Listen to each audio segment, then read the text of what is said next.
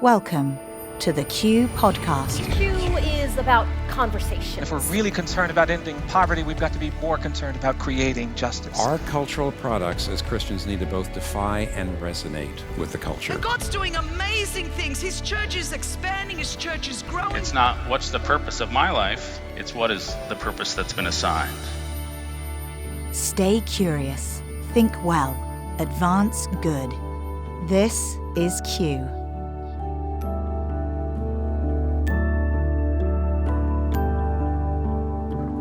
Welcome to another edition of the Q Ideas Podcast. I'm Gabe Lyons, and today we're talking about psychology. We're talking about cognitive science. I mean, these are topics I know you woke up this morning going, I can't wait to think about this. If you're listening to this late in the day, you might want to wait till tomorrow, because I'm telling you where we're going with this dialogue and where we're going with Justin Barrett, who's got a PhD in psychology at Cornell University, a BA in psychology at Calvin. He's the president and founder of Blueprint 1543, but more importantly, he practically is going to help us understand cognitive science. Now, this is a category and an area that doesn't get talked about a lot. It definitely influences how we think about psychology. It's something in the last century that's gotten a lot more attention.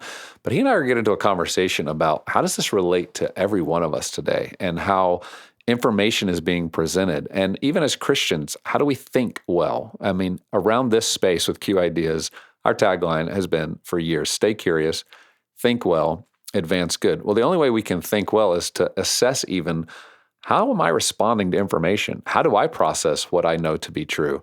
And how do I then convey and communicate it? Well, today I'm going to ask Justin some of these questions as we understand from a cognitive scientist how the mind works, not just the brain, not just neuroscience, but how does the mind work? How do our knee-jerk reactions tell us a lot about what we've heard, what inputs we have, and what we believe, and how do those change over time, or do they change? And so I think you're going to be intrigued by this conversation. I think it'll interest you. And he is an amazing leader. He just recently wrote the book called Cognitive Science, Religion, and Theology, From Human Minds to Divine Minds. Let's listen in now. Well, Justin, it's great to have you with us on the Q Ideas Podcast. Thanks for being here. It's great to be here. Thanks for having me, Gabe. You're welcome. Well, listen, your book, Cognitive Science, Religion, and Theology, with the subtitle, From Human Minds to Divine Minds, is a deep work. It's expressing some ideas that I would imagine in our audience are things that they don't think about a lot. We don't get the opportunity to sit with someone in your role that studied at this level and help us really get insights that maybe we couldn't have otherwise. So thank you, number one, for just taking the time to write this book and then to talk with us. But I want to start with definitions. I think that's always helpful so we can get on the same page. But would you talk a little bit about what is cognitive science? Sure. The short definition is cognitive science is the science of the mind. How does the mind work? How do we think, form ideas, beliefs, perceive the world? Use language, problem solve, and all that good stuff. So how does the mind work? And that's different than what most people are becoming more familiar with is neuroscience. And talk about the differences of those two subject areas. Sure. So the neuroscience is the study of the brain, neurons, and how they work. And so one way to think about the difference is, and it's an imperfect analogy, but it's a little bit like two different ways of approaching a computer. So some people who are computer experts know about how the circuit boards work, how all of the different pieces go together and function. And so, if you pour water on your computer, that person knows why the water has shorted it out and caused it to have problems. But in your sort of day-to-day interaction with your computer, you might want to know, well, gee, why isn't my operating system working the right way? Or why is it that this new piece of software isn't downloading? Well, that's a functional level. It's not the hardware level. It's sort of how is the software and maybe firmware working? And you can almost think of it as that kind of a difference. The human mind is more like our software or firmware, and then and so that's what cognitive science does. And neuroscience looks at the wet stuff, the brain. Let me give you a concrete example, if that would help. So one of the really kind of cool things we know from cognitive science is that from when babies are born, they selectively attend to human faces in the environment. Well, that's a behavioral kind of property that we can study as a cognitive scientist. Well, How does that develop in babyhood? What kinds of configurations of eye-like things and mouth-like things do babies go, oh, hey, that's cool. I'm going to look at that. That's a cognitive science problem. The neuroscience problem would be, well, what part of the brain is activated when a face shows up or something that looks like a face? Is it sort of in the back? Is it on the sides? Is it multiple places? So you can see these are overlapping kinds of domains of scientific inquiry, but they're not exactly the same. And how long has the field of cognitive science been studied in that way? Because I know neuroscience is one that's become much more, we've become much more aware of in recent decades. Is cognitive science something that we've been studying all along, but it's just now more people are able to speak about it with new definitions and language that they can interpret and understand? Yeah, neuroscience, as you say, has been really driven by new technologies that we're getting, especially in the last few decades. So that we're getting these really splashy pictures that we get very excited about. In fact, it's even been called neuroenchantment. If I show you pictures of brain scans, we all go, oh, you can believe everything I'm about to say because I showed you a cool picture. Cognitive science has actually been around for about 70 years. Okay. Because it hasn't been quite as reliant on the same kinds of technology, but they do help. Yeah. It hasn't really started, being identified as its own specialized kind of area of study until about 30 years ago or so. It really started getting its legs under it. Would have psychology and psychotherapy and those categories been places that would have been thinking about cognitive science and how we respond and react to different situations? That's right. That's right. Cognitive science, in some ways, is really an interdisciplinary space. It's when cognitive psychology, areas of anthropology, linguistics, computer science, philosophy of mind, and neuroscience get together and collaborate. So it's that kind of a space.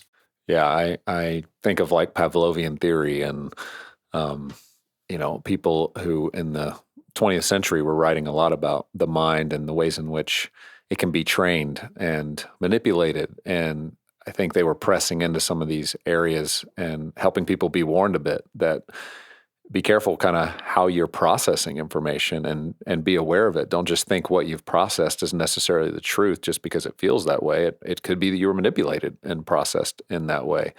How do you see the cognitive science arena today, 2022? How do you see it being really important for human beings to be aware of, to be thinking about? What are some of the practical applications of this area of study? Well, I think you've already hinted at it. For a long time, there have been folks taking advantage of their knowledge of how we think to sort of drive the way we think, right? To manipulate us, to influence us. The persuasion kind of literature in advertising. Marketing and advertising is an area of applied cognitive science in a certain way, even if they didn't necessarily know it. And increasingly, as we are subject to so much information and we're trying to make lots of different decisions, well, understanding how it is that we acquire new beliefs, how we change existing beliefs, how we're resistant to certain kinds of information becomes really important to us. It's sort of going on all around us, this sort of information bombardment. And then there are more mundane forms in which cognitive science is helpful, like education. Really education, how we teach kids in school, but also how we train up people in our workforces. Yeah. Well, that's applied cognitive science as well. How do we get them to acquire new skills, new insights, new techniques? Yeah, I know our listeners know I've referenced Neil Postman a lot, someone who wrote the book Amusing Ourselves to Death. And oh, yeah, that's a good book. And he wrote a book called Building a Bridge to the 18th Century, where he talks a lot about education. And he talks about our kids and how much in our schools we do not teach them how to ask questions. We teach them answers, but the curiosity side, the question asking, is how we learn how to critically think. And that there's been a shift in that in the last many decades to where people are no longer learning how to think for themselves. They're just being fed information. Do you have concerns about that as you look at the current state of our society? And how much would you say that the need for critical thinking, using our minds to think through things, is a lost skill? It does concern me a lot. We've adopted something like almost a timber mill kind of view of educating children, where we just sort of tweak the machine the right way and we send them through like raw materials and we think we can get out the other side whatever we want. It just doesn't work that way.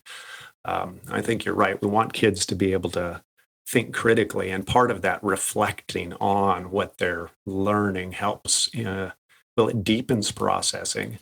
It makes it more flexible for future learning.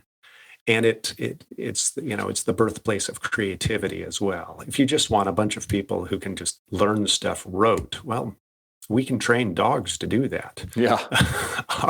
But if we want creative, innovative kind of people, we need to do something else. We need to teach them how to learn.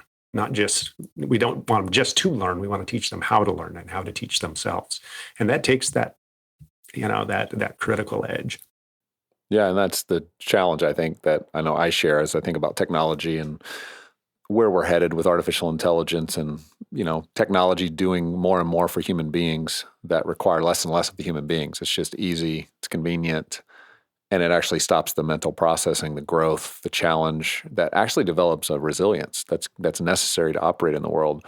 And I hope, and that's really a big part of our work, is helping leaders understand how to critically think, how to help create spaces where there's curiosity, there's good thinking, and I think as you describe cognitive science, it helps us better orient to the loss of it, but also the need to it. I want to get into some real specific language that you use here and have you describe it, because the work that you did here wasn't just about cognitive science, it's about its relationship to religion and theology and how we develop beliefs and how those come to be. And the more we can understand that, the more helpful it is. And you talk about the idea of reflective and unreflective beliefs and those two different types. Could you take a minute, describe those differences of reflective and unreflective, and then maybe how it might relate to how we understand our religious beliefs? Sure. The distinction I'm trying to get at there is that we've got this big reservoir of, we use the word beliefs a little loosely here. They feel like beliefs. Impressions, thoughts, associations that guide our behavior all the time without even thinking about it. They're sort of automatic. They're fast. Daniel Kahneman's sort of thinking fast and slow is getting at the same kind of distinction where, it's estimated, and we don't really know, but it feels like about 90% of what we do, we don't have to think about in a careful, reflective sort of way. Like if I'm walking down the street, where do I put my next step? Right. Well, I don't have to do a careful calculation about that. I just do that. And we can do a lot of that seamlessly. Well, a lot of our learning, our attending to the world around us is a similar kind of fast, automatic kind of process. And we often neglect that because usually when we talk about beliefs, we're thinking about, we sit around reflectively and we make judgments based on evidence and arguments and, that kind of information coming in. And what we don't appreciate, if we don't distinguish between what I've called unreflective beliefs and our reflect beliefs, is those unreflective beliefs, most of that stuff that's doing the conceptual work for us is influencing our reflective beliefs all the time. And it does it in a couple of ways. One is that it provides the automatic assumptions, the stuff we reason with when we're in a reflective or reasoning mode.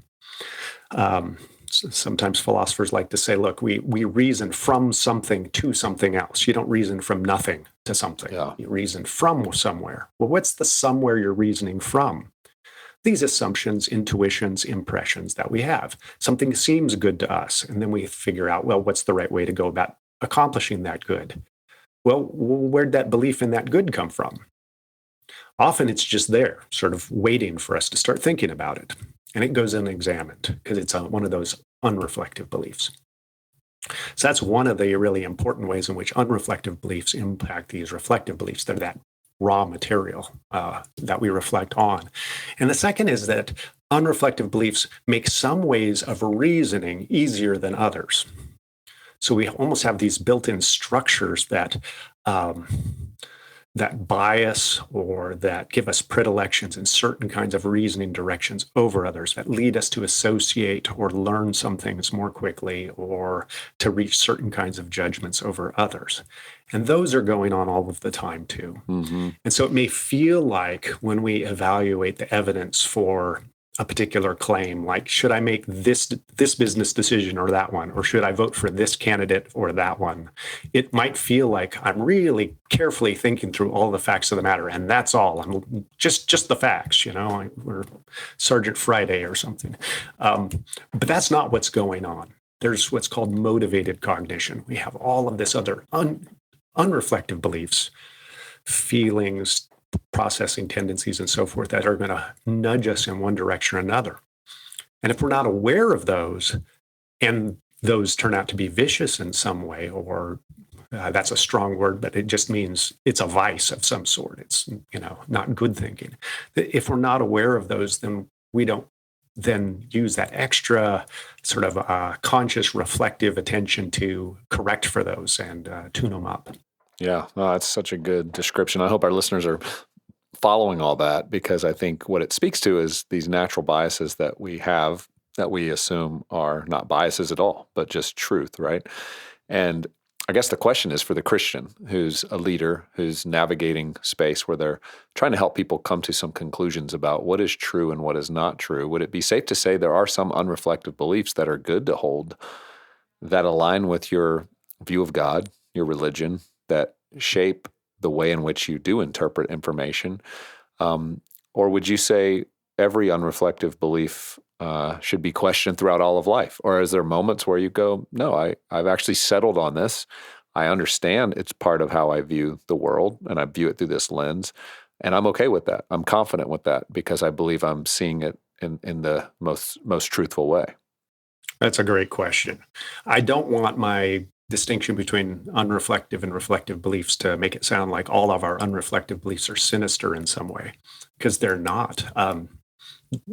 That's naturally how we work. It's how our minds have to work. Otherwise, we can't go through life. We can't function properly. We can be completely paralyzed by indecision and not believe anything.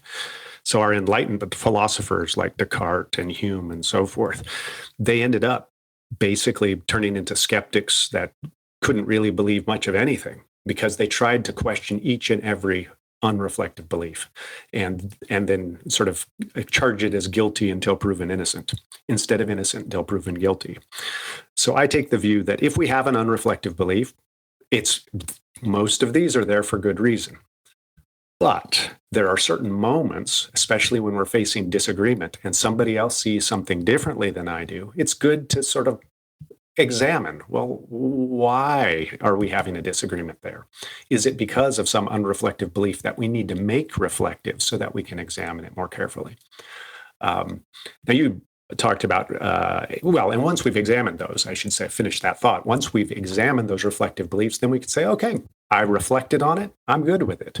So maybe I've carefully examined the evidential grounds for the authority of Scripture. And I'm satisfied that, by and large, I can treat, say, the Bible as infallible.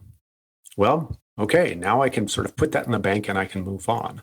There may be moments I need to bring it back out and say, well, why is there tension between maybe how I'm understanding Scripture and, I don't know, what I'm seeing in the world around me, or a new scientific finding, or whatever it is. Right. But by and large, I can keep that in the background. I'm good with that. Or maybe I have these intuitions, unreflective beliefs that, I should love my mother and I should honor her. And maybe I shouldn't kick puppies or something like that. Well, those are okay. Keep those. Right. You can dust them off if you want every once in a while. But I think by and large, we're like, yeah, I think we're good with those. Well, and I think the distinction there is really important. And the fact that we all should have intellectual humility, right? Where it's okay to re-examine early beliefs that we had and understand that we grow and we change and we do gather new information, have new insights, and through that we might change opinions. And that does require a humility, though. And I think in our culture today, we find less and less of that kind of humility in the pursuit of people wanting to say what they believe and persuade everybody towards it. And we would do better to have a little more reflection. One of the areas that's also become a big feature in our culture is science. And science, and I would say for many people, has become much like a religion. It's become something they're putting a lot of faith in. But was that really the design of science? And as you think about science, many people argue that science has a monopoly on truth. But what do you say to that? It's a deep concern of mine these days. I think there is widespread misunderstanding about what science is about. In fact, I don't even like to talk about science as a singular, capital S kind of thing anymore, because it's so commonly misunderstood. The sciences are tools for trying to figure out how the observable parts of the world work. That's what it is, or they are, those sciences are. And that's what they're good at.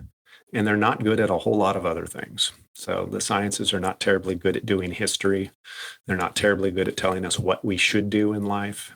They're not terribly good at making predictions about one-time kinds of events. They're not really good at that sort of thing. And we shouldn't rely on them for that. And we don't. Fortunately, we don't. Most of us, again, go through life trusting the people who seem around us, who seem to care about us and are relatively smart. We lean on their advice for sort of conventional wisdom on how to do things. And that's the way humanity has been functioning for a long, long time. And that's perfectly good. We can't wait for science to solve all of these problems. It just doesn't work that way. The worrisome part is this kind of sense that people are pretending that science is a settled body of knowledge, and it's the only body of knowledge. Right. And it's a patently absurd idea on its face. And I sometimes run into these, especially, bright-eyed, bushy-tailed new science doctoral students, and they're, oh yeah, I'm studying the thing that enables us to know anything. And if you can't do it scientifically, you can't know it. I'm like, well, hold on. Modern science has only been around for a few hundred years, right? Oh, yeah. So one of the great inventions. Okay. So you're telling me that 600 years ago, nobody knew anything? Right. It just doesn't even make sense to say that. Yeah. Or that when a baby comes out of the womb and they start looking around, they identify mom, and a few months they don't know anything because they haven't studied science. That's just crazy talk. So we got to just get rid of the crazy talk. We can still be very enthusiastic about the deliverances of the sciences, that they can be really helpful guides to us. And they're helpful guides, I think, because when engaged properly, they have that feature that you mentioned earlier. They have humility. The point of the sciences is to systemize a method for checking our own assumptions, our own perceptions, to make sure that we're observing things properly so that other people can check my work. That's science done properly. Yeah. Is that I test out my ideas. I don't just take them for granted. Right. Well, so science is built on humility. But it's sort of a distributed, institutionalized humility, because scientists who worth their salt know that we can't trust each other, right? We scientists have our own biases, predilections, agendas, and so forth. And so we need each other to check us. We're really good at catching other people's mistakes. They're good at catching ours. So together we can go forward a little faster and better.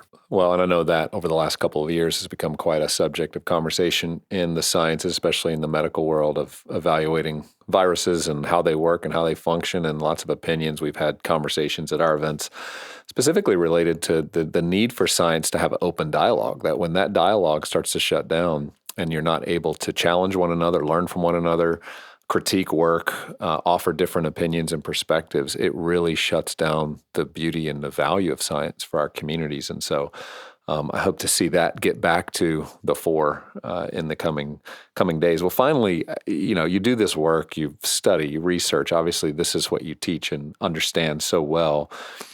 It can become a little bit like a job, right, or a chore. But I'm just curious for you, how has your study of all of this given you hope for the future, maybe impacted your own personal view of God and faith?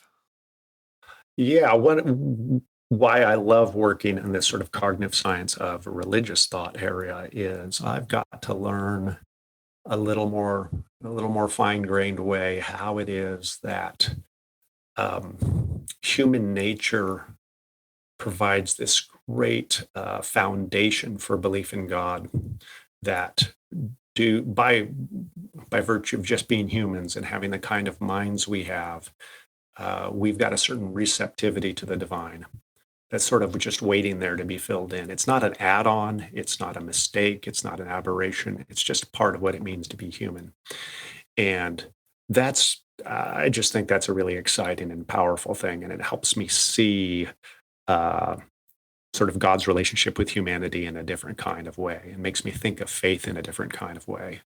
And it gives me hope that if others can see the utility of the sciences in working in even these spaces that we think that many of those of us who are believers find a little bit sensitive, like our very belief in God, we can see that the sciences are actually really valuable tools for people of faith. They're valuable tools for even theological inquiry. Yeah. And that we, as Christ followers, for instance, will see going into the sciences as a divine vocation.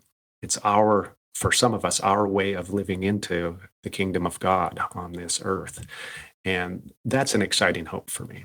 Yeah, well, that's wonderful. Well, man, thank you for the good words and helping so many of us get acquainted with cognitive science, but then specifically how it relates to our beliefs and how we might think better about religion and how our minds shape these things. I think in the days ahead, this subject's going to be really important for leaders to understand and to start to engage and to understand more about how we've been designed to think and how to use that for good, not for evil. So thank you. Thanks for having me. This is fun. Well, I hope that made you think. I know it made me think. I enjoyed all these. I enjoy listening to these experts who go so deep into these amazing, beautiful categories. They commit their whole life to trying to help all of us better understand a concept that is really complex, and the ability to simplify it so that we could listen today and we could learn and we could be encouraged and we could evaluate our thoughts and how we process and discuss is something I hope that encouraged you. And as you head out into this week, I hope you have a wonderful week. Keep thinking well.